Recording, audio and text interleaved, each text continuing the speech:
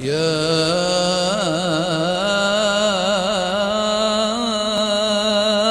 رمضان.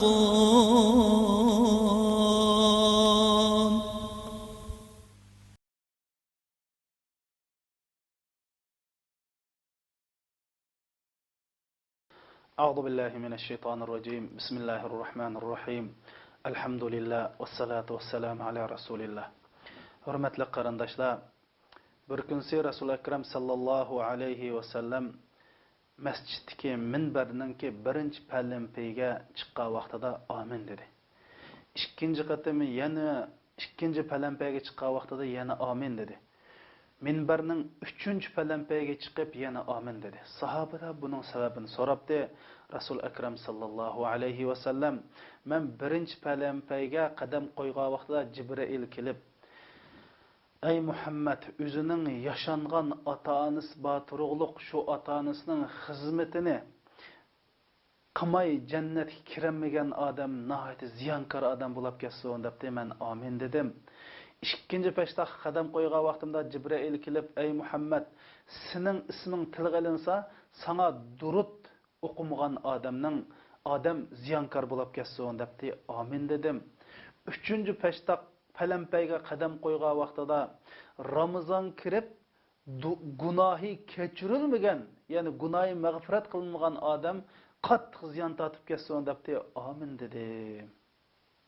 Yani Ramazan'da günahı kechirilmasa qachon kechirilar deb Rasululloh mushundoq tushundirgan.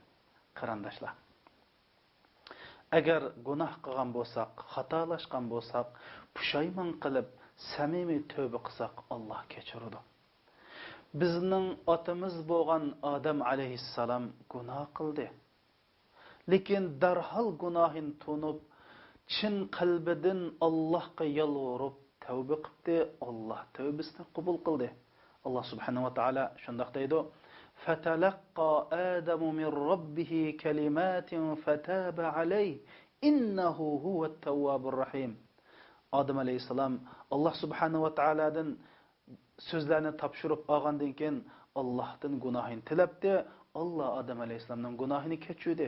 Chunki Allah subhanahu wa ta'ala bo'lsa nihayeti tövbelerini qabul qilg'ichi va nihayet kuyimchan zatdir dedi.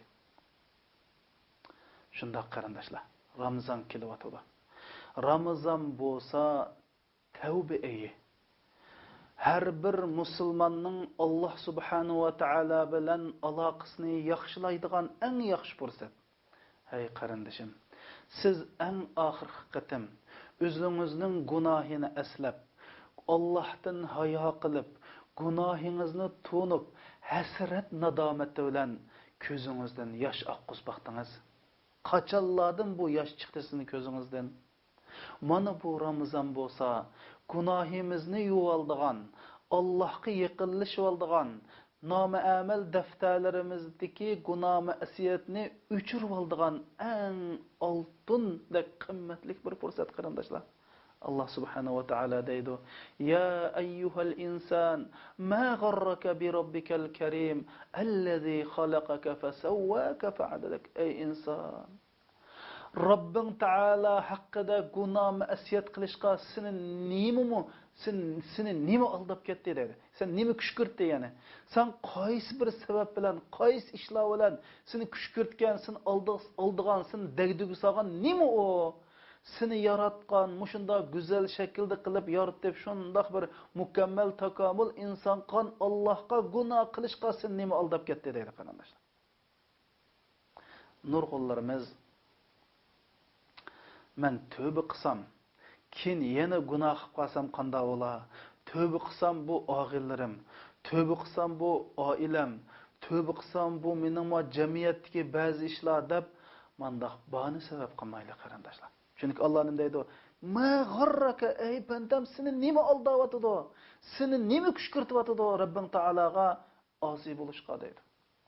Hey, hozir tövbe qilishqa har xil uzrlarni qo'yishimiz mumkin.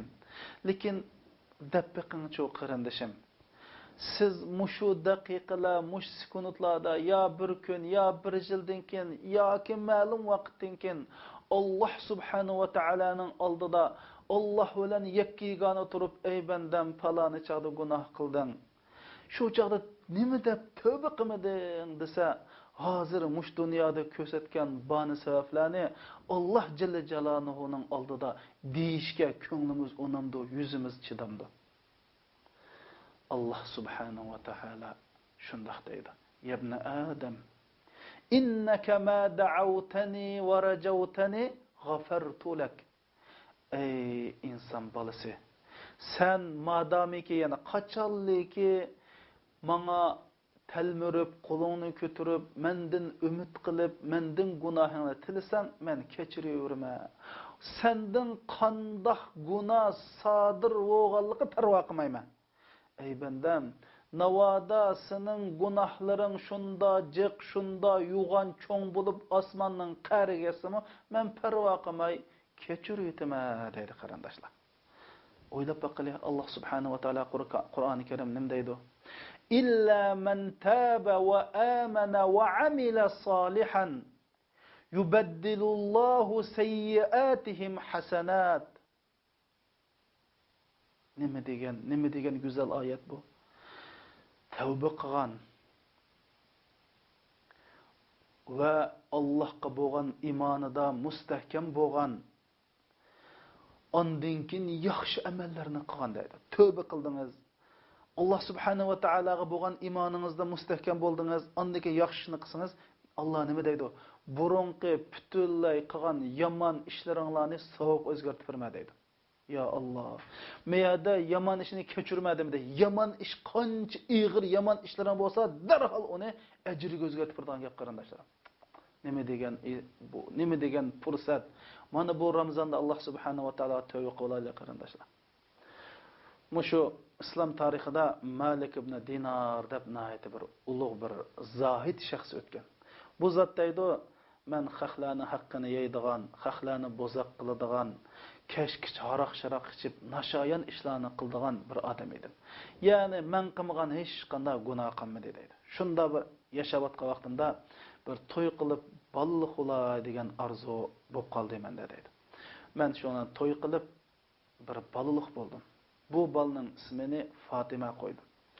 Men balliq bo'lgandan keyin asta-asta bu gunoh ma'siyatdan qo'l uzishga boshladim. Qizim Fatima 2 yosh kirganda aroq ichay desam, davomli qo'limga urib aroqni tukib o'tadi. Shunda shu sabablarmi men o'sha aroq sharafda uzilib bir yaxshi odam bo'lishga boshladim deydi. Fatima 3 yosh kirgan chaqda tuyuqsiz o'lib ketdi. Shuning bilan men buningga sabr qilib bo'lmay yanada eski yo'lga qarab mangdim deydi. Bir kuni haroqni taz bulishig'i ichay deb bir kun ichib demay dedi. Ichib uxlab qolib mandaq bir tush ko'ribdim deydi. Qarasam qiyomat qoyim bo'libdi. Bütün insonlar bir maydonga yig'ilibdi deydi. Bir nido kelib, voy falani Allohga hisobni va'daydi. Bir ovoz kelib, voy falani Allohga hisob va degan ovozlarni angladim deydi. Shun nim bo'lib ketganda qo'may qo'rqib, endi mening ishim tugishibdi deb tursam, mening ismim chaqirildi deydi. Shunda atrofim qarasam, bütün odamlar yo'qolib ketdi. Bu maydonda malla qilib qoldim deydi. O'shan qarasam, oldimdan shunda yo'g'on vahshiy qarashtillam odamning yuragi jig'ildaydigan bir yilon meni qo'g'lashga boshladi deydi. O'shan qechib ketyapsam, bir qeri mukchib qolgan bir odam uchirdi deydi. Voy meni qutqizvag'in desam, voy men amal yo'q, seni qutqizolmayman, atrafga berib vaqt dedi. Shuning bilan osh taraf qassam, oldimda do'zax turibdi deydi. Voy men yilondan qochib o do'zax qochmamu deb kaynimga yenib, yana voy meni qutqizvag'in deb to'lsam, u odam mening holim qarab yig'lab ketdi deydi. Men amal yo'q, men seni qutqizolmayman, lekin atraf berib baqqan dedi. Ben bir tarafga borsam, bir tog'dak bir yo'q ekan. U yerda voy Fatima, dadangni qutqizaylang degan bir ovoz anglandi. O'shan qarasam qizim shunda qo'li bilan heliqi vahshiy yilonni ishtib etib, dada deb quchog'imda dunyoda qanday akilab yotgan bo'lsa, shundoq akilab yotdi dedi. O'shan voy qizim, bu yilon nima bu yilon desam, voy dada, bu yilon sening mash dunyodagi gunoh ma'siyatlari. Sen bana bu yılanını sen üzen yoğantqa yılan. Ahir adam ço desem ahir adam senin namı amali. Sen mana namı amalın bilan, yani yaxşılıqın, savaplık işlerin. Sen onun bilan karın yok, muşunda mühçüyüp qalgan, muşunda qeyr adamdek muşunda holatda. O adam sen qarab nim deb yig'laydi. Dunyoda ma'nun bir ko'ngli bilgan bo'lsang, deb seni qutqizolmaganlik ayda yig'laydi. Ey dada, hilmu Allah subhanahu wa ta'ala meni sana berib, men 3 yoshda o'lib ketib ekanman. Mush sabablik mana men seni mushning ajri bilan, ya'ni men seni qutqizolmagan bo'lsam, sen tugashgan bo'larding. Ey dada, sening tövbe qildigan vaqting kammidimi? Dedi. Şundan cho'chib uyg'onib ketib, ya Allah, voy tövbe qildigan vaqtim keldi deb, bu zot shunda tövbe qilgan. Davomli ko'chalarda, hey insonlar, tövbe qilinglar. Oz qoldi, Rabbinglar bilan uchursizlar. Hisob ig'irdir. Mahsharga maydondagi bu kunlar nihoyat ig'ir kunlar, tövbe qilinglar deb masjidda, ko'ch-ko'chlarda bu odam to'g'laydi qarindoshlar. Shuning uchun Ramazon nihoyat yaxshi fursat. Tövbe qilish uchun yaxshi fursat. Endi bu tavba qilsak Alloh kechirdi. Kechirish uchun bunda 3 shart tepilish kerak. Birinchisi, bu gunoh ma'siyatni qilganligimizga chin dilimizdan pushaymon qilib tavba qilishimiz kerak. İkincisi, bu gunoh qilayotgan gunoh ma'siyatni, ya'ni tavba qilgan gunoh ma'siyatdan darhol qo'l uzishimiz kerak. Üçüncüsü, haqiqiy chin yuragimizdan ey Robbi, men bu gunohni qilmayman deb haqiqiy samimiy qilmaslikqa bel bog'lash kerak. Endi insonchilikda yana ezib qilsak, yana mushunda tövbe qilish kerak. Bu 3 shart tepilsa, haqiqiy samimiy tövbe bo'ladi. Ammo birasining haqqini elib olgan gunoh bo'lsa, 4-sharti kishilarning haqqini qaytarishimiz kerak. Mana mushunda vaqtida biz tövbe qilgan bo'lamiz qarindoshlar. Mana bu Ramazon tövbe eydir. Günahkarlarının, asilarının, mana bizga o'xshash bichorlarning Alloh subhanahu va taoladan gunohini tilib oladigan eng yaxshi fursatdir. Men qarindoshlardan bu fursatni qo'ldan bermaslikni, özlerinin günahlarını tilashni, ota-onalarning mayli hayot bo'lsin, mayli o'lib ketgan bo'lsin, ota-onalarning gunohini tilab duo qilishni, tuqqanlar uchun, musulmonlar uchun, turmudagi qarindoshlarimiz uchun nihoyat samimiy yig'lab turib, nola qilib duo qilishni chin dilimdan umid qilaman. Chunki duo mu'minning eng kuchli qurolidir. Assalomu alaykum va rahmatullohi va barakatuh.